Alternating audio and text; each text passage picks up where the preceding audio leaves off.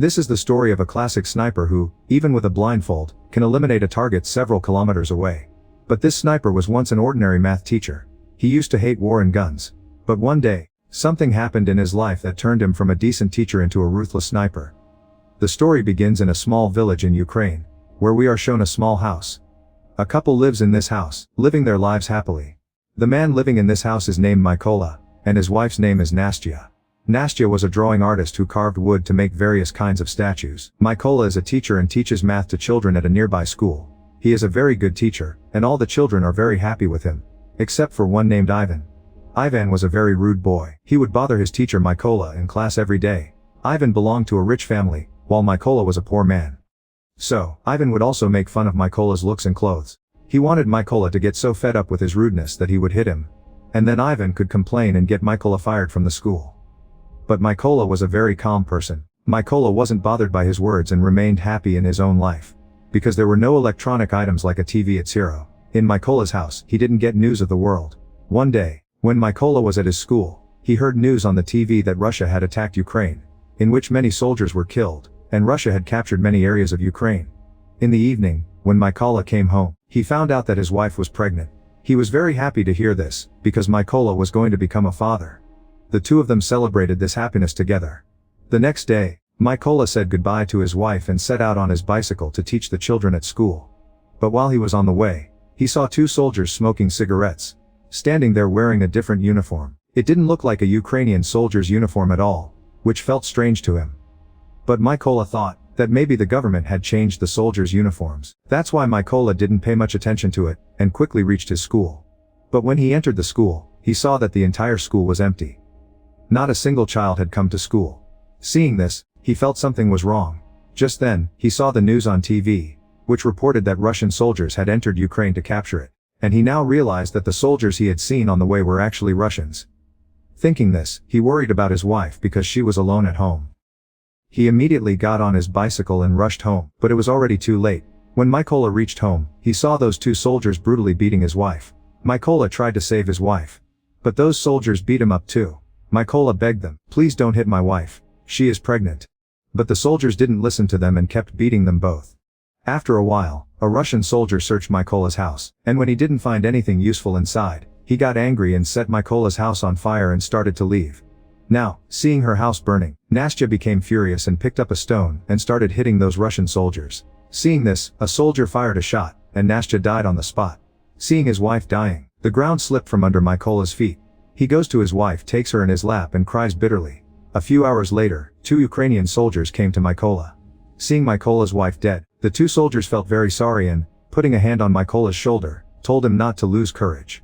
After that, the two soldiers started digging a grave for Mykola's wife and, after digging a grave, tell Mykola to bury his wife there.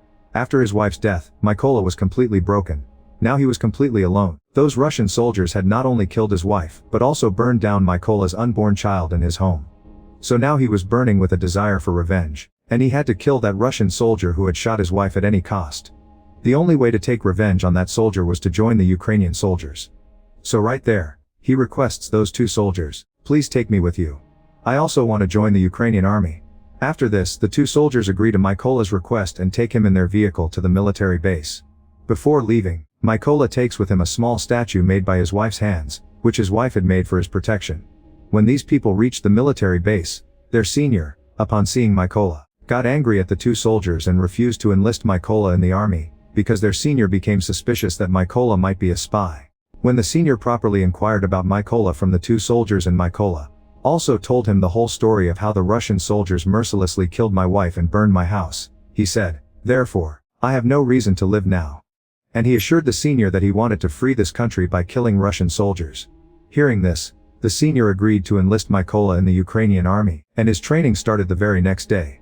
Now, because Mykola was an ordinary man, he was having a lot of difficulty during training. He had taught math all his life, and had no knowledge about guns. When all the soldiers were assembling their guns, Mykola was very slow compared to them, and he was the last to assemble the gun.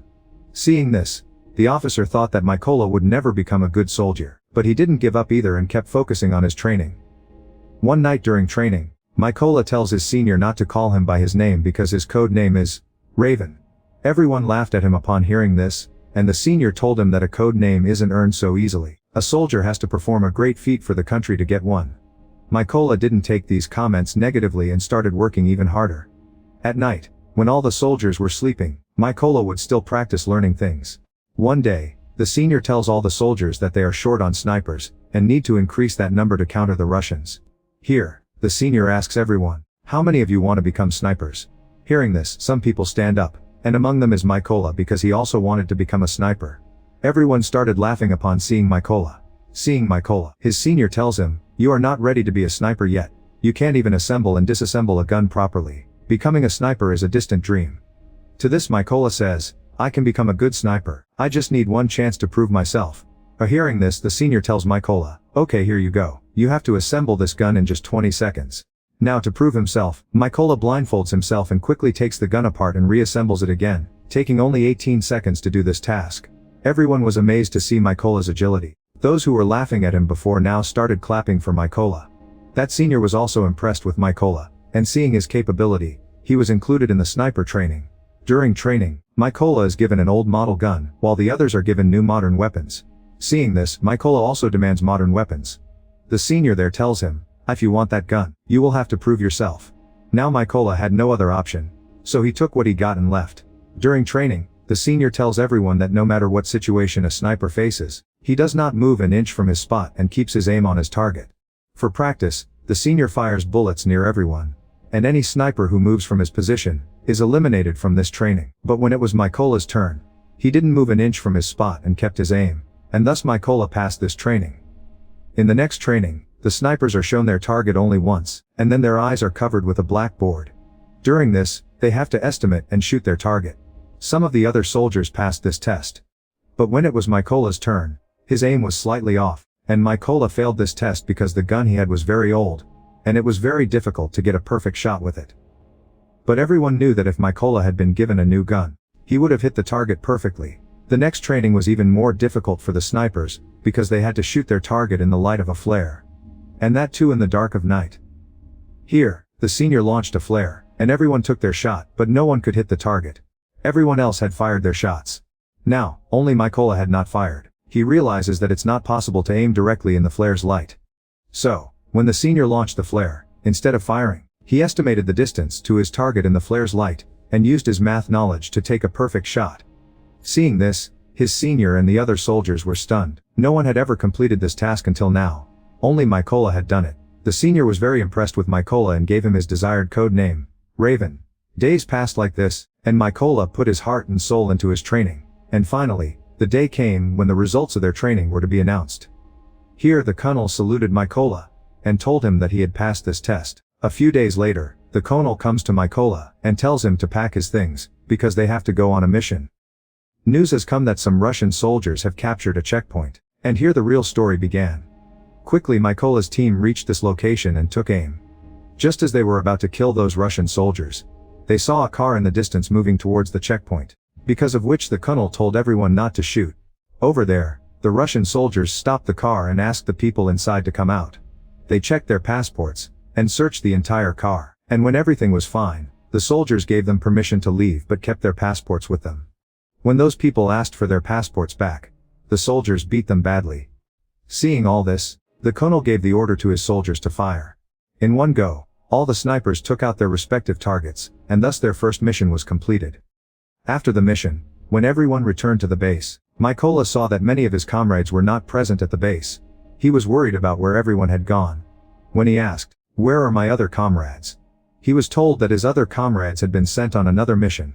The next day, Mykola got the news that many of his comrades had been killed during that mission, and they were all killed by a Russian sniper. That sniper's name was Suri, and he was Russia's best sniper. A few days passed like this, and Mykola set out on his next mission with his comrades. Upon reaching the location, they laid mines all around and took their positions. After a while, the Russian soldiers arrived, and Ivan was with them. Ivan was the same boy who used to trouble Mykola in school and had now joined the Russian army. But just as the colonel gave the order to shoot, Mykola hesitated a little because he did not want to kill his student. But then, Mykola set his emotions aside and shot the landmines placed there, causing a massive explosion that killed Ivan and all the Russian soldiers. After everything was under control, the colonel angrily asked Mykola, "What were you thinking when I gave the order to shoot?" To this, Mykola replied that one of those Russian soldiers was my student. I didn't want to kill him. Here, the colonel explained to Mykola that he shouldn't feel bad about Ivan's death at all.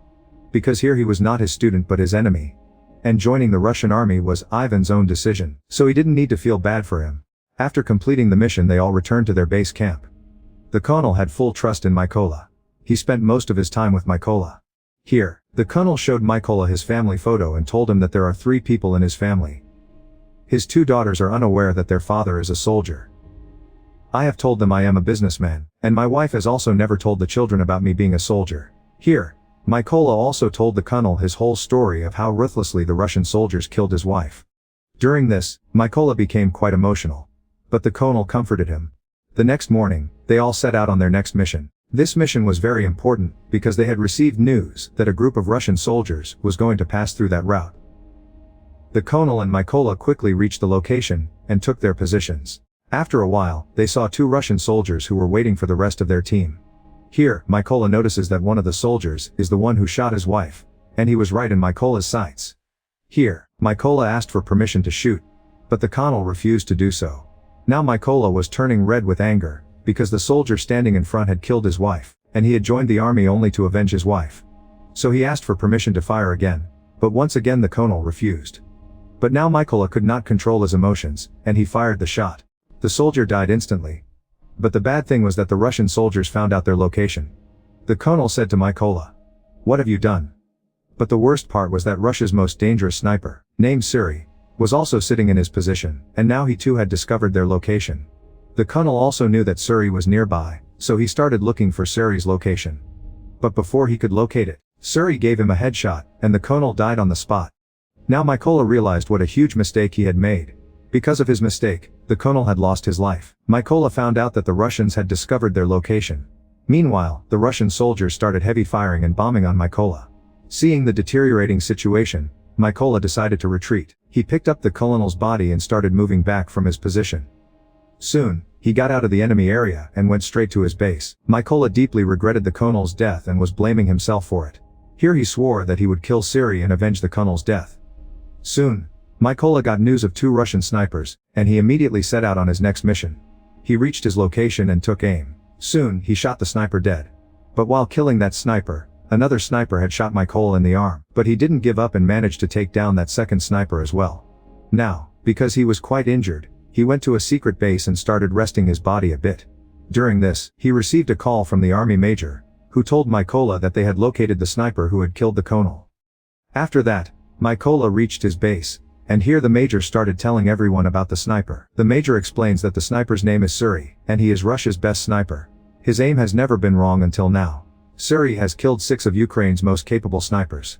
Therefore, we should not take him lightly. The major says that Suri first kills Ukrainian soldiers, and then makes a video of it and uploads it on social media, so that the Ukrainian soldiers give up. He says that Suri is a sniper who usually doesn't change his position, and hunts his enemies from a specific location. Now these people make a plan that they will go to Suri's location in 2 teams. According to the plan, their first team will attack the Russian soldiers from the front. And when they are busy in this attack, their second team will attack them from behind.